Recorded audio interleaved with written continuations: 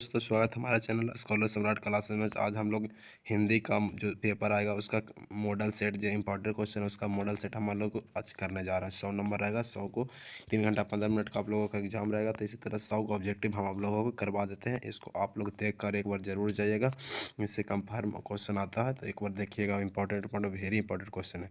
तो पहला क्वेश्चन है कि हवा कौन सा लिंग है। तो हवा कौन सा लिंग है, तो हवा जो भी लिंग है आप लोग कमेंट करके बताइएगा। पहले ऐसे देखते हैं हवा कौन सा लिंग है। तो हवा स्त्रीलिंग। हवा कौन सा लिंग है, स्त्रीलिंग, क्योंकि हवा चल रही है।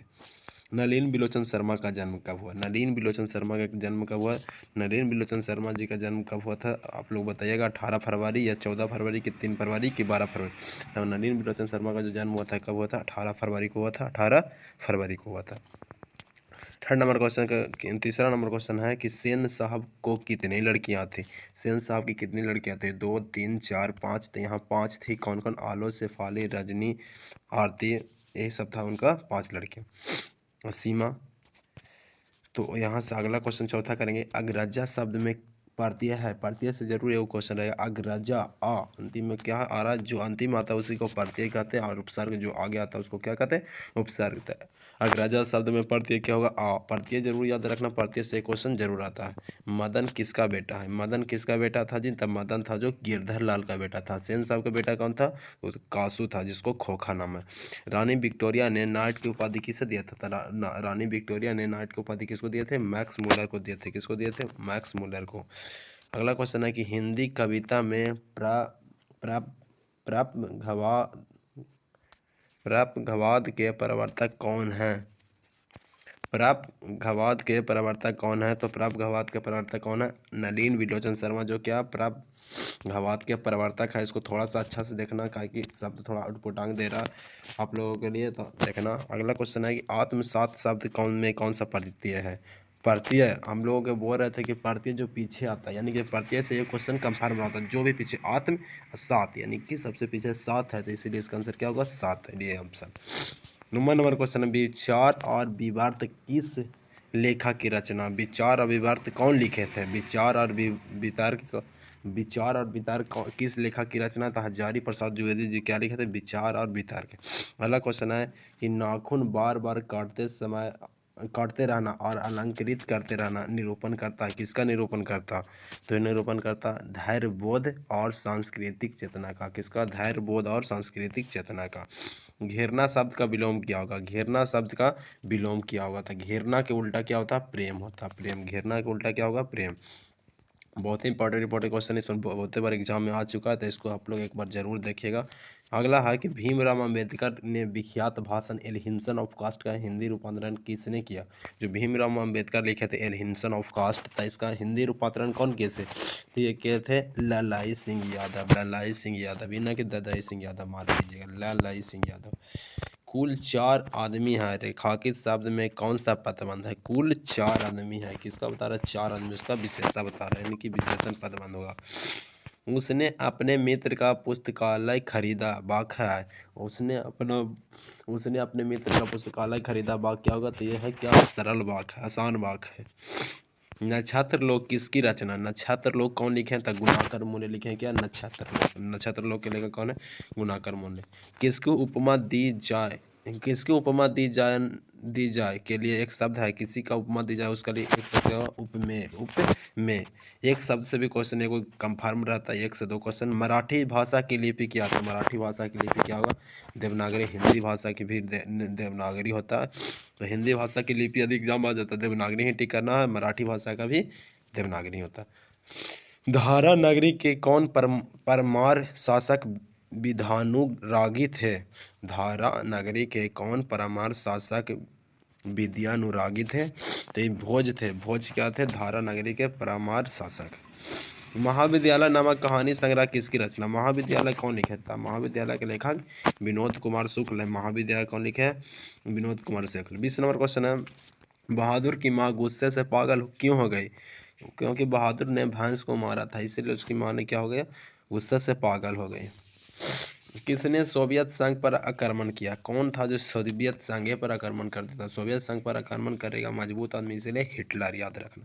यदि मनुष्य परिस्थिति का नियामक नहीं है, तो परिस्थिति भी मनुष्य की ये नियामक नहीं है। यदि मनुष्य परिस्थिति का नियामक नहीं है तो परिस्थिति भी मनुष्य का नियामक नहीं है। दोनों सब गुदड़ी का लाल मुहावरे का अर्थ क्या होता है? गरीब के घर में गुणवान उत्पन्न होना। गरीब के घर में गुणवान का उत्पन्न होना। गणेश का पर्यायवाची शब्द क्या होगा? गणेश का पर्यायवाची शब्द लंबोदर, गजानन, ये सब होता है। प्रतिदिन शब्द में कौन सा समास है? प्रतिदिन में कौन सा समास है? तो अव्ययी भाव समास है। यशोधरा का संधि विच्छेद क्या हुआ? यश प्लस धरा, यशोधरा, यश प्लस धरा, यशोधरा। इनमें शुद्ध वाक्य कौन है? शुद्ध वाक्य कौन है? तो आप लोग वाक्य को देखिएगा तो यहाँ पे शुद्ध वाक्य कौन है? शब्द तो केवल संकेत मात्र ही है। शब्द तो केवल संकेत मात्र ही है, ये भी शब्द गलत है। शब्द को केवल संकेत गलत, सब शुद्ध वाक्य कोई नहीं है, इसलिए सभी गलत है। कवि घनानंद किस बादशाह के यहाँ मीर मुंशी का काम करते थे? कवि घनानंद किस बादशाह के यहाँ मीर मुंशी का काम करते थे? तो मोहम्मद शाह रंगीले के यहाँ, मोहम्मद शाह रंगीले के यहाँ। जन्म के 6 घंटे बाद किसकी माता का देहांत हो गया? जन्म के 6 घंटा बाद किसकी माता का निधन हो गया? तो यह हो गया था कि उनकी माता का निधन, तो सुमित्रा नंदन पंत जी की माता का। फावड़े और हल राजदंड बनाने को है, यह पंक्ति किस कविता की है? फावड़े और हल राजदंड बनाने को है, इस पंक्ति किस कविता की है? तो यह है जनतंत्र का जन्म है। जनतंत्र का जन्म के लेखक कौन है? रामधारी सिंह दिनकर। एक वृक्ष की हत्या कविता किसकी रचना है? तो कुंवर नारायण की रचना क्या? एक वृक्ष की हत्या। 32 नंबर क्वेश्चन है कि बीरेन डंगवाल का पहला कविता संग्रह है। बीरेन डंगवाल सबसे पहले कौन कविता संग्रह लिखे हैं? इसी दुनिया में इनका पहला कविता संग्रह है। प्रकृति सौंदर्य की कविता के लिए विख्यात कवि कौन है? प्रकृति सौंदर्य की कविता के लिए विख्यात कवि कौन है? सुमित्रा नंदन पंत है। किस कवि ने वर्णों, श्रम व्यवस्था और कर्मकांड का विरोध करके निर्गुण ब्राह्मणी की भक्ति विचार किया? गुरु नानक। नगर संवेदना के कवि कौन है? तो नगर संवेदना के कवि कौन है? बीरेन डंगवाल।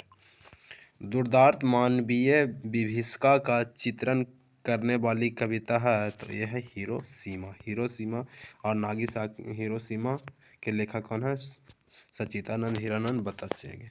गुरु नानक के पद है राम भक्तिमय गीत। गुरु नानक के पद क्या है? राम भक्तिमय गीत। रसखान द्वारा कृष्ण लीला का गान किया गया, तो घनाक्षरी में किया। रसखान द्वारा कृष्ण लीला का गान किया गया, तो घनाक्षरी में किया गया। कवि प्रेमचंद द्वारा अधिकांश काव्य रचना किस भाषा में की गई है? कवि घनानंद किस भाषा के कवि थे? ब्रज भाषा और अवधी भाषा। स्वर्ण किरण किस कविता की रचना? स्वर्ण किरण जो है किस कविता की रचना है? किस कवि की रचना है? तो यह सुमित्रा नंदन पंत की रचना है, स्वर्ण किरण। आत्मजयी नामक प्रबंधक काव्य किस कवि की रचना है? तो यह है कुंवर नारायण के। आत्मजयी किसका? कुंवर नारायण। आधुनिक साहित्य में एक प्रमुख प्रतिभा थे सच्चिदानंद हीरानंद बतासे आगे।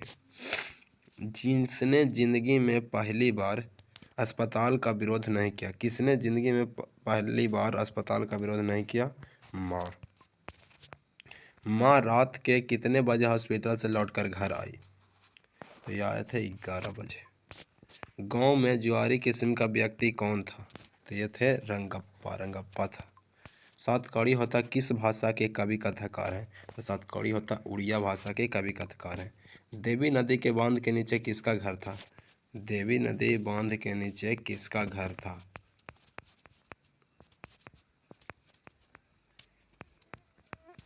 तो ये था लक्ष्मी का घर। लक्ष्मी का पति कौन था? लक्ष्मण। कहाँ? कलकत्ता में नौकरी करता था।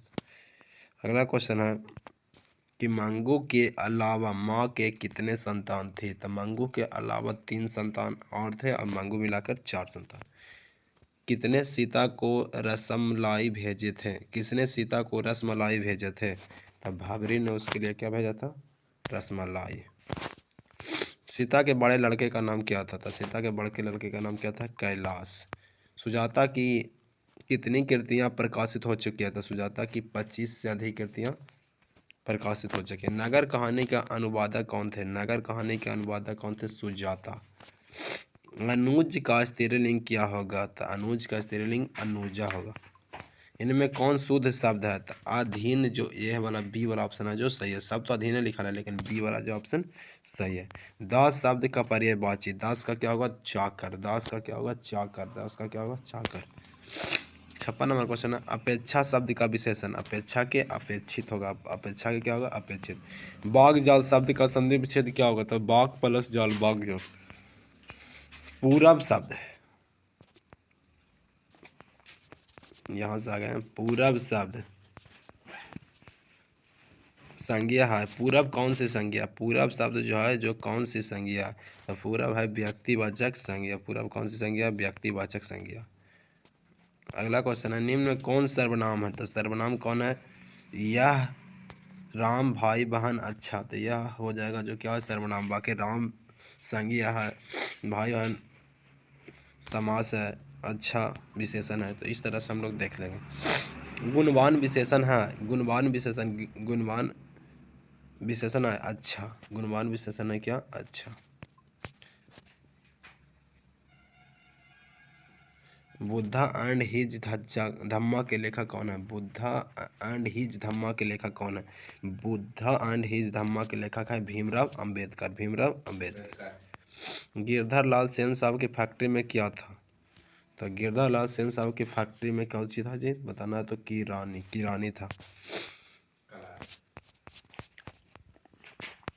अगला क्वेश्चन है कि मनुष्य की पशुता को जितनी बार भी मनुष्य की पशुता को जितनी भी बार काट दो वह मरता नहीं, जानती किस शीर्षक पाठ की है?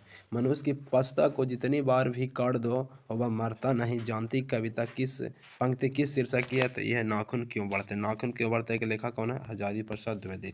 चंद्रगुप्त द्वितीय का व्यक्तिगत नाम क्या था? चंद्रगुप्त द्वितीय का व्यक्तिगत नाम क्या था? तो चंद्रगुप्त द्वितीय का व्यक्तिगत नाम क्या था? देव था। क्या था? देव। बहादुर पर चोरी का आरोप कौन लगाता है? बहादुर पर चोरी का इल्जाम कौन लगाता है? तो ये रिश्तेदार है। कितना का लगाता है? तो 11 रुपये की चोरी का इल्जाम लगाता है। अगला क्वेश्चन है, बिरजू महाराज अपना सबसे बड़ा जज किसको मानते हैं? बिरजू महाराज अपना सबसे बड़ा जज अपनी अम्मा यानी अपनी माँ को मानते हैं, अम्मा को मानते हैं।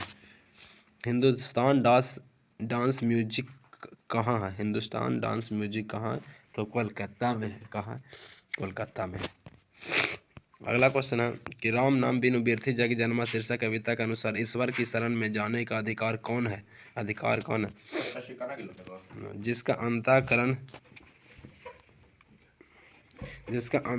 निर्मल हो। जिसका अंतःकरण निर्मल हो। जिसका अंतःकरण निर्मल हो।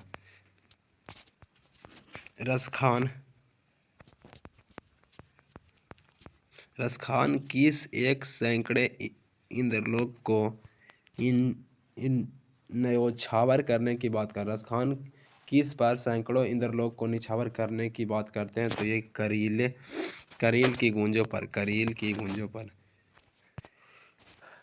नादिर शाह के सैनिक ने किसे मार डाला? नादिर शाह के सैनिक ने किसे मार डाला? तथा घनानंद को मार डाला था।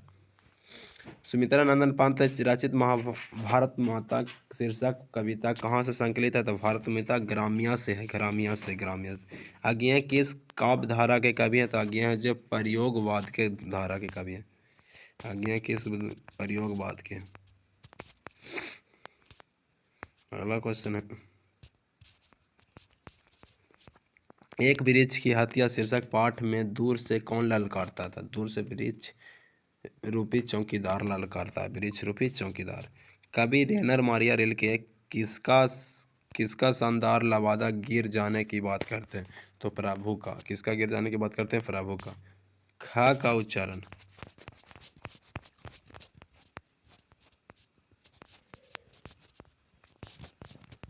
खा का उच्चारण स्थान क्या है? खा कहाँ से बोलते हैं? तो खा बोलते हैं कंठ से। का खा का पूरा भी बोलते हैं कंठे से। सरोज शब्द का संधि विच्छेद क्या हुआ? सरोज शब्द का संधि विच्छेद सरह प्लस जा सरोज हो जाएगा। इनमें शुद्ध वाक्य है तो शुद्ध वाक्य क्या? गणित लिखा हुआ जो शुद्ध वाक्य है। सिंधु शब्द कौन सी संज्ञा था? सिंधु शब्द जो है ना कौन सी संज्ञा था? सिंधु व्यक्तिवाचक संज्ञा।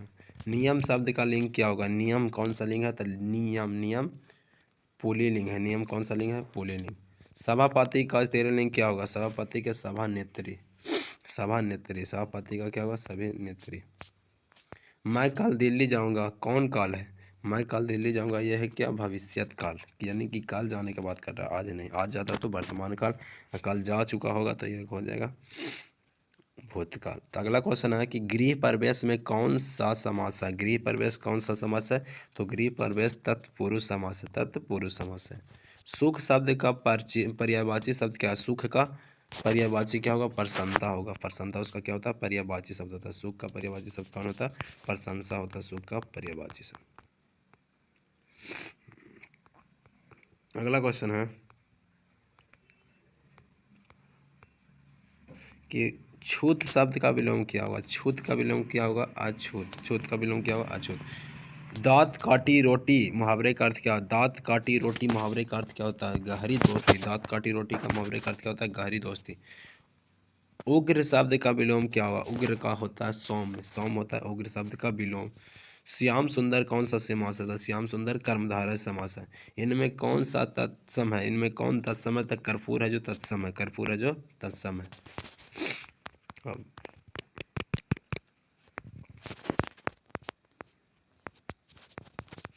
अगला क्वेश्चन है अंधों में काना राजा। अंधों में काना राजा लोकोक्ति का अर्थ क्या? मूर्खों में कुछ पढ़ा लिखा व्यक्ति। अंधों में काना राजा लोकोक्ति का अर्थ क्या? मूर्खों में कुछ पढ़ा लिखा व्यक्ति। सादर का विलोम क्या होगा? था निरादर। सादर का विलोम क्या होगा? निरादर। हसमुख न दसमुख कौन सा समास है? तो दसमुख है बहुव्रीहि समास। दसमुख कौन है? बहुव्रीहि समास।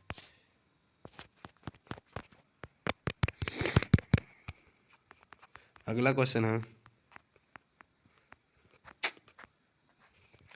उग्र शब्द का विलोम क्या होगा? यहाँ तो हो गया उग्र शब्द का विलोम हो गया, दसमुख हो गया। यहाँ पे सादर का निरादर हो गया, देशमुख का हो गया बहुव्रीहि समास। यहाँ पे 92 नंबर क्वेश्चन है कि अपने से बड़े का आदर करना उचित है। अपने से बड़ों का आदर करना उचित है। किस सर्वनाम का उदाहरण था? निजवाचक सर्वनाम का उदाहरण है। परीक्षा शब्द कौन सा लिंग है? परीक्षा आप लोग दे रहे हैं तो परीक्षा कौन सा लिंग है? तो परीक्षा जो भी है स्त्रीलिंग है। परीक्षा क्या है? स्त्रीलिंग है, तो इसको ध्यान रखना। उदय का संधि विच्छेद क्या होगा? उदय का संधि विच्छेद उत प्लस आय उदय होता है। उत प्लस दय उदय होता है।